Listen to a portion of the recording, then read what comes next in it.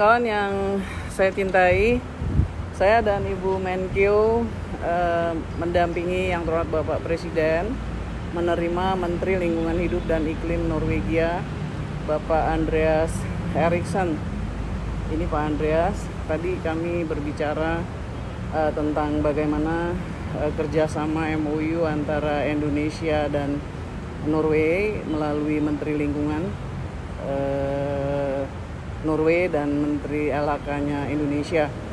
Sasaran utamanya adalah Forest and Other Land Use Net Sync 2030, dan tadi diceritakan sudah ada juga dukungan konkret atau kontribusi sebagai prestasi aksi iklim Indonesia sebesar 156 juta US dollar, itu kira-kira setara dengan karbon 30,2 juta ton.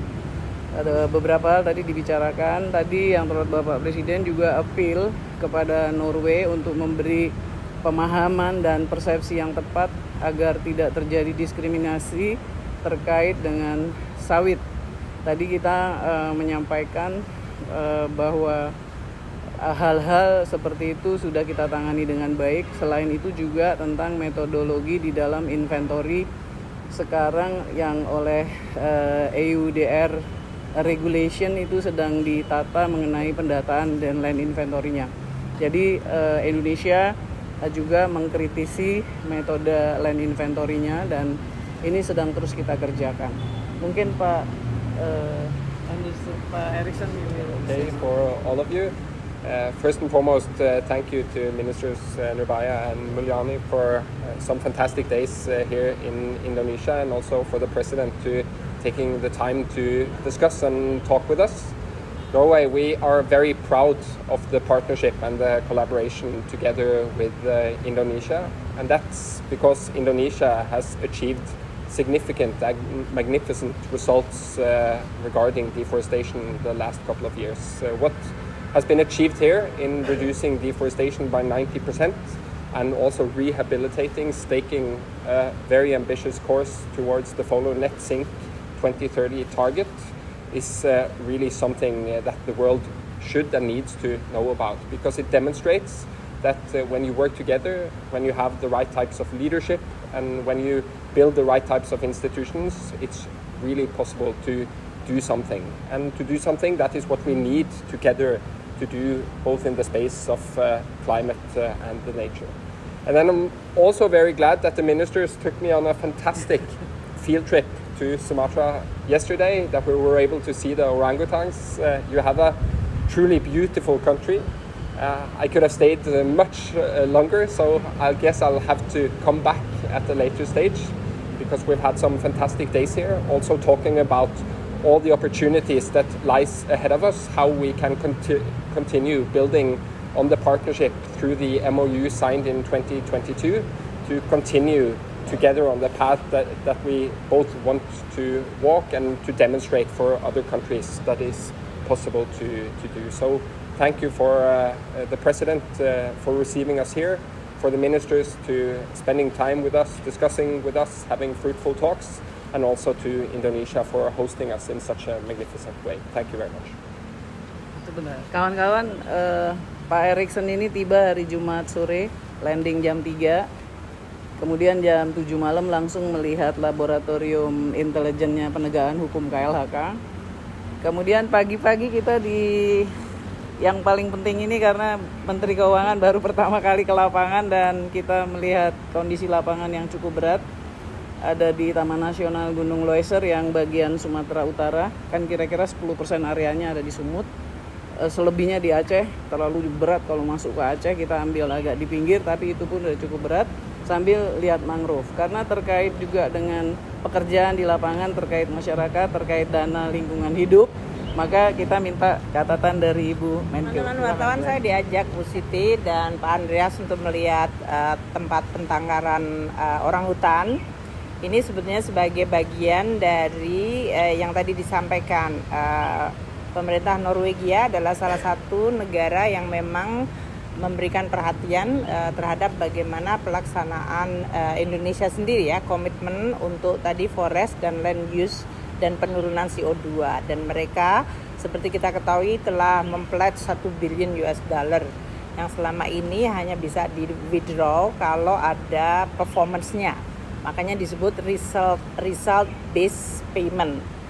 Nah, dalam hal ini sejak 2014 tadi yang disampaikan oleh Minister Andreas Eriksson adalah Indonesia mampu menurunkan deforestasi dan mampu mencegah berbagai kejadian yang memperburuk kondisi. Makanya CO2 reduction-nya itu bisa dihitung.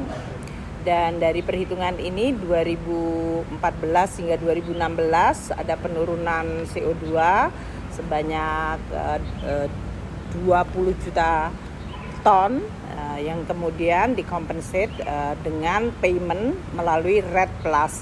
Itu yang kemudian dikelola oleh BPDLH, Badan Pengelolaan Dana Lingkungan Hidup. Kalau dalam bahasa Inggrisnya, Minister Eriksson mengetahui sebagai Indonesia Environmental Fund. Nah, yang paling penting ini BLU BPDLH yang ada di bawah Kementerian Keuangan, tapi pengarahnya ada Bu Siti, ada berbagai menteri yang lain. Itu sudah dipercaya oleh internasional sebagai institusi yang mampu mendeliver secara efisien, akuntabel, transparan dana-dana tersebut berdasarkan result. Dan ini tentu membuat kita makin mampu untuk bisa memanfaatkan sumber-sumber dana dari luar negeri. Seperti diketahui, BPDLH itu tidak hanya menerima dana grant dari Norway, tapi juga ada dari Bank Dunia dan dari filantropis yang lain. Namun juga mengelola dana APBN. Jadi ini bukan karena kita kemudian meminta dari luar. APBN negara tetap hadir. Ada dana dalam hal ini untuk pencegahan mengenai dana bencana, itu 7,5 triliun sudah dimasukkan di dalam BPDLH, dan juga mereka mengelola dana reboisasi. Tapi yang paling penting adalah persepsi dari Minister Eriksson mengenai leadership, tata kelola, ya, dalam hal ini governance, dan kemudian trust yang muncul terhadap governance dan the way we manage the fund berdasarkan result. Dan itu menggambarkan tidak hanya is not about money, but most importantly reputation of Indonesia untuk bisa menjaga lingkungan hidup kita sendiri. Karena itu penting untuk rakyat kita. Nah, yang paling penting di dalam penggunaan dana adalah termasuk untuk para masyarakat sekitarnya. Ya. Jadi mereka dari sisi aktivitas ekonomi, sosial, seperti yang kemarin kita lihat di Taman Nasional Lauser itu, Bukit Lawang, itu banyak sekali masyarakat yang aktivitas ekonominya baik, namun juga mereka tetap bisa menjaga lingkungan. Itu adalah salah satu yang menjadi titik tolak. Mungkin dari kami, dari Kementerian Keuangan akan terus menjaga dan mendukung BPDLH ini. Terima kasih. Saya kayaknya mesti nambahin deh sedikit, karena tadi Bu Menkeu nyebut penurunan emisi. Saya mungkin harus melaporkan bahwa emisi aktual itu kan artinya emisi yang keluar karena aktivitas seluruh sektor. Jadi ada dari kehutanan, dari kebakaran hutan, dari energi, dari industri, dari sampah dan lain-lain. Itu dari tahun ke tahun itu naik. Tapi yang harus dihitung adalah emisi dibandingkan dengan kalau kita kagak ngapa-ngapain gitu. Sekarang kan kita banyak kebijakan, Bapak Presiden ada kebijakan ini, kebijakan itu, sehingga emisinya bisa dikurangin. Nah, saya mau kasih datanya dikit. Dari tahun 2020 emisi kita yang turun itu 945 juta ton. 2020, 2021 889 juta ton. 2022 875 juta ton. 2023 lagi dihitung, tapi perkiraan saya lebih sedikit lagi penurunannya karena kebakaran, karena El Nino kemarin 2023 cukup berat tapi masih bisa dikelola. Jadi tetap masih di atas 810 juta ton. Artinya ini kalau di persenin nih 48, 43, 41, 40-an persen. Dia masih lebih tinggi dari target. Karena target komitmen kita cuma 31,89. Kalau ada kerjasama internasional bisa 43% targetnya.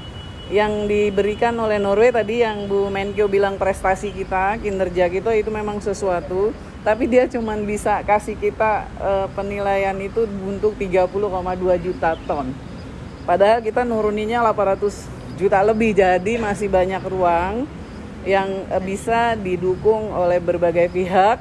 Oleh karena itu saya bersama Menteri Keuangan dan kawan-kawan di tim KLHK dan Kementerian Keuangan itu mencoba menjelaskan ke luar negeri bahwa lihat yang dikerjain Indonesia udah banyak. Jadi kinerjanya harusnya mendapat apresiasi. Kira-kira begitu ya gambarannya. Terima kasih ya.